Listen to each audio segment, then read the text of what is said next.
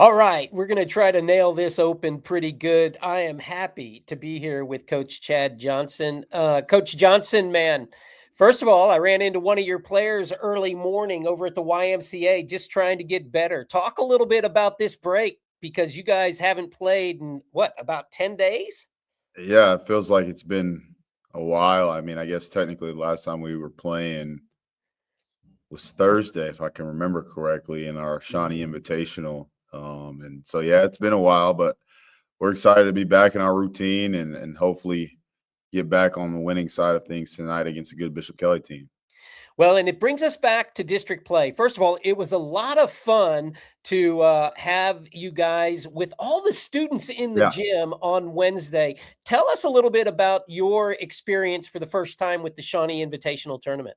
absolutely. And I have to give a lot of credit to both our administration and our students for the atmosphere that they created on Wednesday against El Reno. 11:30 tip off. I wasn't really sure how that worked or what that was going to look like, but I was very pleased. It was awesome to see the students there. I know they had the makeshift ESPN set up there. That was pretty cool to see that and just have them supporting us. And I believe it helped us. I mean, we were very fortunate to have beat a very solid El Reno team there on Wednesday in the first round of our tournament. And kind of what was an unconventional week, obviously, with the weather and everything, we moved the tournament up. And so we played Tuesday night at El Reno. I'm not El Reno, excuse me, at Western Heights, and then turned around the next day, less than 12 hours later, and played Western or El Reno. As you can see, I'm still trying to get everything sorted out. But no, it was a great atmosphere, and I was just very, very excited for our guys to be able to play in that type of environment. And I'm excited to see what we can do tonight against Bishop Kelly. Well, in that El Reno game, El Reno started off pretty strong. They had a hot player, and you guys were trying to find your legs. Aiden got into that early foul trouble. Yeah. There's just so much in that game, and I was so happy to see how it all played out. What did you learn about your team when they were in that environment with the other? With all of the student support and all of that going on, what did you learn about your team with that El Reno game?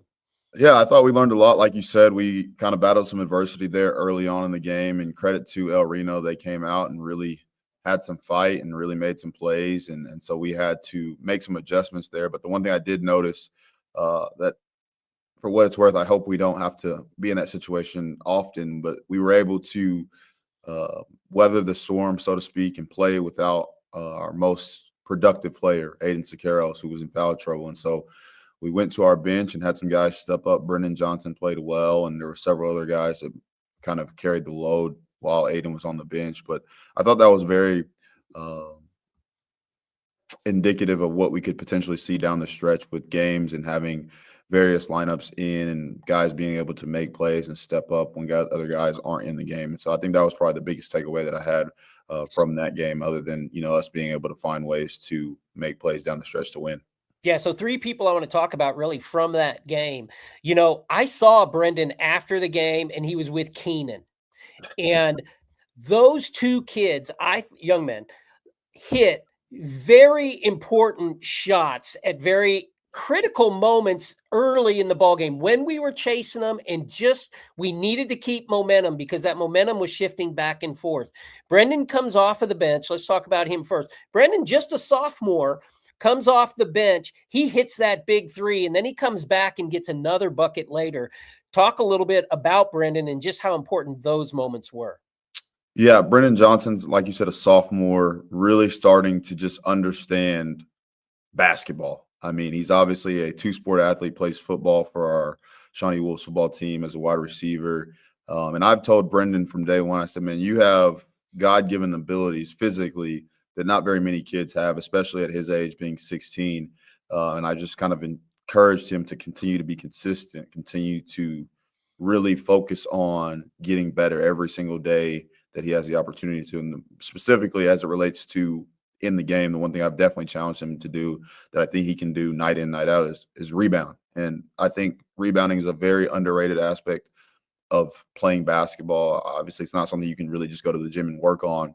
But in my opinion, it's one of those things that really can make or break a game. If you can win the rebound margin, you have a better chance to win.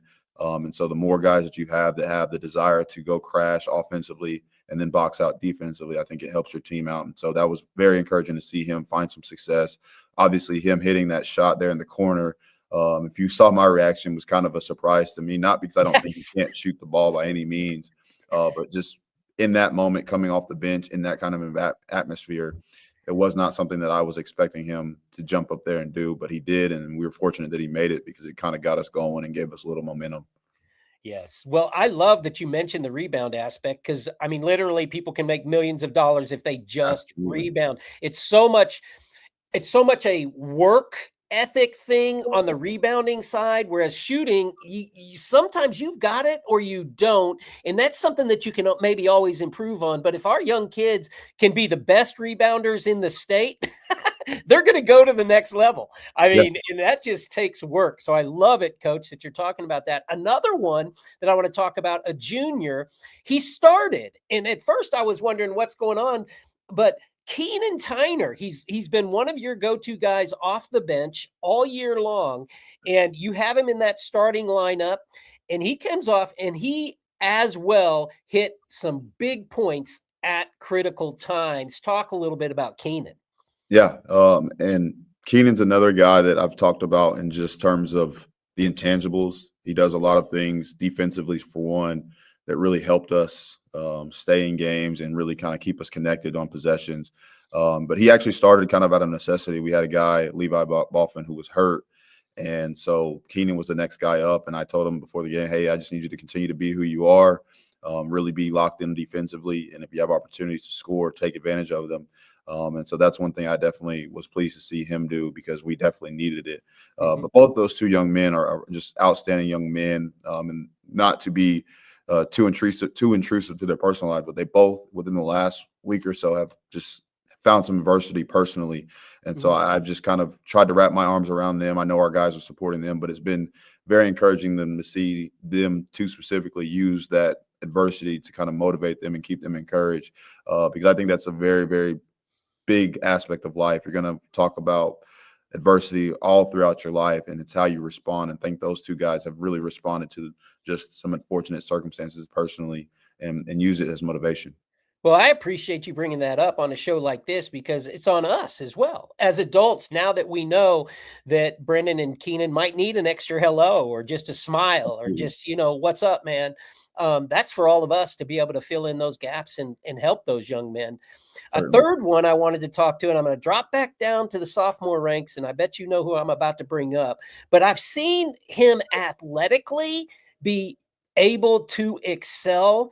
But man, it looked like on the big stage, Ian Samilton in front of his peers might be a man to come over the next couple of years. He showed up early and he showed up big. Yeah, I mean, there's one thing I can say about Ian, good, bad, or indifferently. He's not afraid of the moment. I think he thrives on the atmosphere, and I've challenged him just being able to use some of that in a way that is conducive and beneficial to him. Because at times, and most kids, they get caught up in the emotions of the game, and it can kind of take them out of their rhythm and take them out of the game. But it was encouraging to see him be very aggressive, I guess you could say, and willing to make some plays, especially with Aiden on the bench, which obviously we know that is not ideal for us on offense or defense. But we were able to sustain that segment with him on the bench, and Ian actually was guarding their big man, and he wanted to guard him. He wanted that matchup. And I said, go ahead and guard him. Just play as hard as you can, make it tough for him to catch the ball on the block.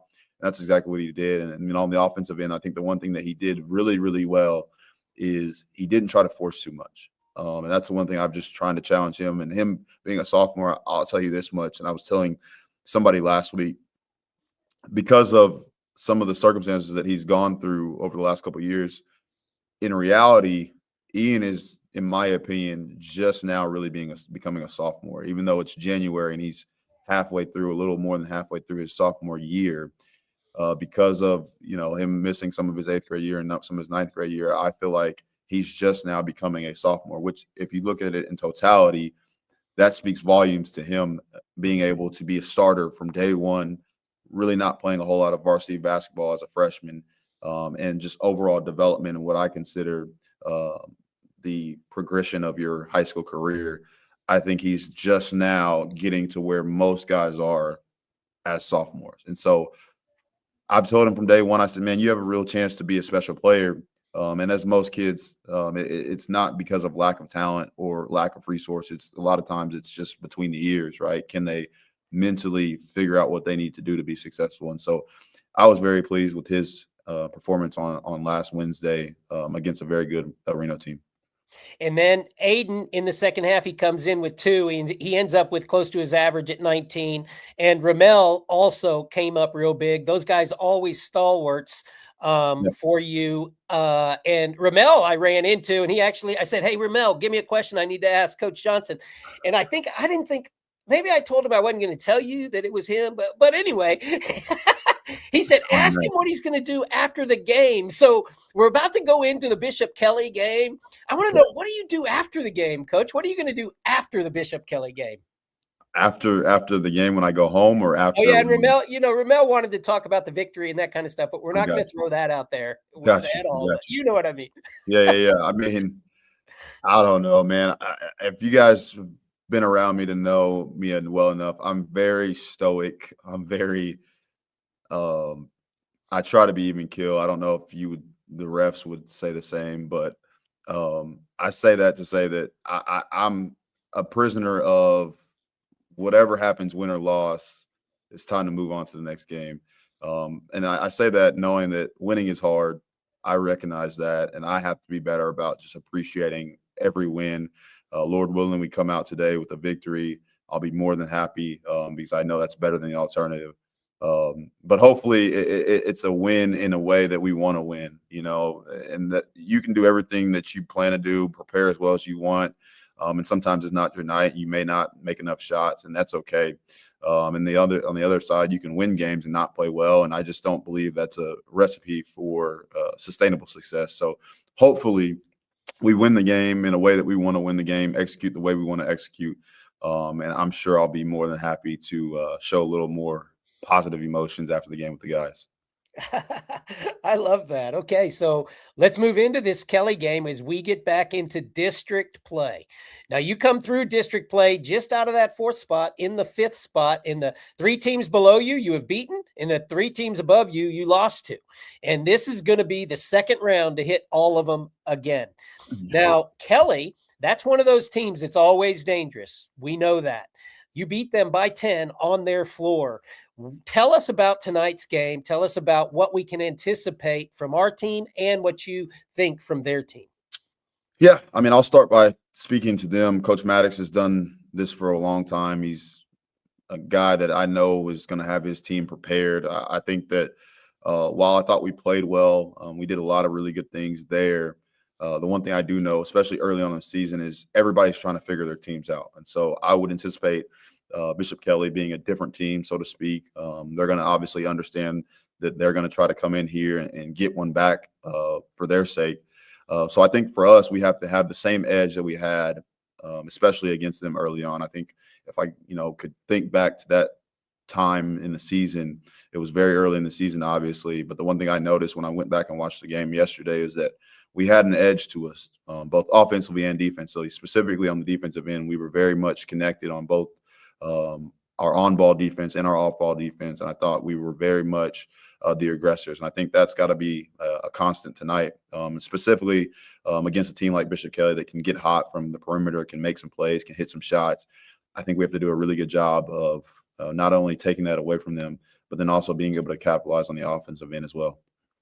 Well, tonight, Aiden, let's talk about him because it's no secret. Coming through this next round of district games, teams are going to set out to stop Aiden Sequiros and make other people beat them. That was evident right off the bat, even with El Reno, and the guys responded. Aiden, unfortunately, had to spend 3/4 of the first half, if not more, on the bench because of those quick fouls. And I've seen Aiden grow over the last couple of years where he's not picking up as many ticky-tack fouls. But talk about Aiden and how you're working with him to be able to stay on the court because you so need him, whether it's working or it's not, whether they're trying to take him away or they're not. Yeah, I mean, I'll be honest. I've been very encouraged by his ability to guard, especially there on the block when he's probably, giving up an inch or two, depending on who we're playing, Mhm. to not foul. I think he's done a pretty good job for the most part this year of just playing as hard as he can without fouling. And so I don't necessarily worry about that so much. More so, um, as much as him still being able to find ways to be effective if they're taking him away on the offensive end. I think we've seen that in the last couple of games. I know Western Heights did a really good job being physical with him. Collinsville, he still found a way to be effective, but they did a really good job taking him away. And I just challenged him to, like, man, stay with it. If you miss a couple early ones, don't shy away from it. It'll Mhm. come. And you got to recognize too, which a lot of it's easy for me to say this, being on the other side of this, but a lot of high school athletes don't realize that, like, the other team is still game planning to stop you. And, like, I think the one thing I've challenged him is, like, you still have to have the mentality that nobody on the court can guard you one on one. And a lot of times, even if they send a double team, you're still the better player. You're still going to have the advantage. So you have to keep that mentality. You can't allow a couple misses to take you out of the game, because ultimately, if you do that, then they've kind of won that battle. And so I've just challenged him to continue to find ways to be aggressive.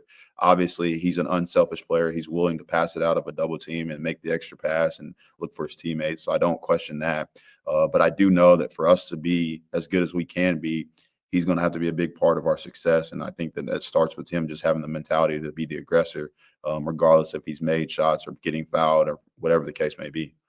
And I want to go right behind you and agree with what you're saying about the maturity and the maturation that Aiden has shown sophomore year to junior year to this year.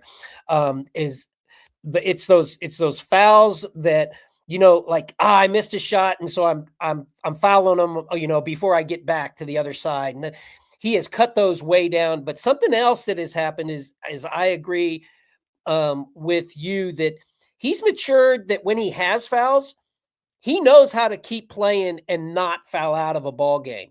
Yeah. He's really been impressive about that. I think over this season, um, when they're taking him away underneath, and he's got to kick that ball back out. Talk a little bit about your outside shooters and how important they are to be able to help Aiden get some freedom down there on the block. Yeah, it's huge. I mean, there's no secret to the game of basketball, in my opinion. If you can be both effective inside and on the perimeter, it makes your team a lot harder to guard. And I would imagine that most teams are going to try to take away our inside presence first and make other guys hit shots. And so I've challenged some of our guards to not only shoot the shots with confidence, but be prepared to shoot the shots. I think one of the things, not to go down a long rabbit hole of my basketball philosophy or what I believe, but I think oftentimes young players or just high school players and even college players for that matter aren't necessarily ready to shoot. And I think a lot of that goes into just your shot preparation with your hands and your feet, understanding when the shots are going to be there.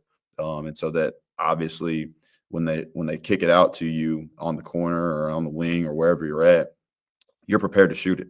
Because in my opinion, the best shot you're going to get is the first one you get. What I mean by that is if I throw it out to you, if you take a second to think about it or question it, your percentage drops automatically. Mhm. And so I just believe that if you're open and your hands are ready and your feet are ready, shoot it, because chances are you're not going to get a cleaner look than that. And so, uh, to kind of sum all that up, I do think that there's a lot of value in us being able to play inside and out and having guys on the perimeter that can keep the defense honest, so that now that they can't really load up to Aiden or they can't clog the paint when Ramel's driving it, it opens up everything else. And so we talk about another one who's played some since he was a freshman, started as a sophomore, now as a junior. And I would think, and correct me if I'm wrong, but probably your most consistent outside shooter would be Angel. And now let's smile, because his mom, and I've even asked him, has tried to help me. Is it Tahano? Tejano? I've been saying Tejano for the entire year. So if I'm wrong, Miss Trish, charges to my head, not my heart. Um, Well, but I was looking that up again like today, and I was trying to find on the thread, okay, now, oh, come on. But there's just some names that I certainly have trouble with, and I hope it brings a smile and not heartache. But so Angel Tejano, I would think you'd consider him as probably your most consistent outside threat. And if you don't, that's one thing. But through my witnessing, it seems like he just has the purest shot out there. Do you work specifically with him on that philosophy of what you're talking about? Hey, look, when it comes back at you, be ready to shoot. Don't think about it and just pop your shot. yeah, I mean, we talk a lot about it. I try not to make it so much of a talking point because I do think that there's part of that that can get in a shooter's head. Mm-hmm. But he knows he can shoot the basketball. I believe he can shoot the basketball. The one thing I have challenged him to do and encouraged him to do is continue to get his reps in both in practice and outside of practice Yeah. because that builds confidence. And so regardless of you're making shots one night, I just believe that if you continue to stay consistent in your preparation and your practice, that you'll be more confident going into the next game, and then you won't start questioning, can you shoot the basketball? And so that's one thing I'd probably try to challenge him the most on is just being consistent outside of practice. But he's definitely a guy that I believe can really, really create some margin within the game. Mm-hmm. If we're in a close game, if he hits 2 or 3 shots, that really opens up the margin. Or, if we're down, he can definitely close the gap in a couple possessions if he gets hot. Mm-hmm. And I think we have to do a good job of trying to find him because I think if we were to put everything together and we're playing at our best, having the inside presence with Aiden and then having guys like Ramel and Levi that can really break the defense down and get to the paint, that opens up opportunities for Angel and other guys to be able to make shots from the perimeter. Mm-hmm. And that's staying away from Ian down low, cleaning up everything. I mean, so athletic down there, can hop on that offensive board. And he showed last game that he can hit some threes as well. So I'm excited. I hope Angel shows up every night knowing he's a shooter. You and me both. You and me both. All right, Coach, anything else that you'd like to share with us before we go into this upcoming week and the renewing of all the district contests? No, I mean, obviously we would love to have the same support we had last week. It was a phenomenal atmosphere, albeit it was only 2 days in our Shawnee Invitational. I just appreciate everybody who was able to help make that all possible. I know there was a lot of moving parts, a lot of changes last minute, but I'm just super thankful to our administration and everybody who helped in the hospitality room and the concession stand, all the parents who pitched in, made meals, whatever the case may be. It made it a very easy first year experience for me to just kind of focus on some of the little details and obviously prepare to win games. And then, just come out and support us tonight. I know our girls are going to be tipping off at 6:00 and we'll follow at 7:30. And then next week, just so everybody does know, we will be making up our Coweta game that we were supposed to play it on Tuesday. That'll be on Wednesday here at the PAC. There won't be a JV game, so it'll be 5 and 6:30 Wednesday, February 4th, which will be another big district game for us next week. Huge. And I want to just tell you how thankful all those people are that you just thanked are that Coach Chad Johnson is now with our kids. And that comes directly because of the responses since you've been in town, Coach Johnson, from the players who play for you and the respect that they have for you and for the program. Thank you very much. And this has been another edition of the Coach Chad Johnson Coaches Show. We always appreciate you, Coach Johnson. Thank you, guys, and go Wolves. Look forward to seeing everybody in the PAC. And we'll see you again next week.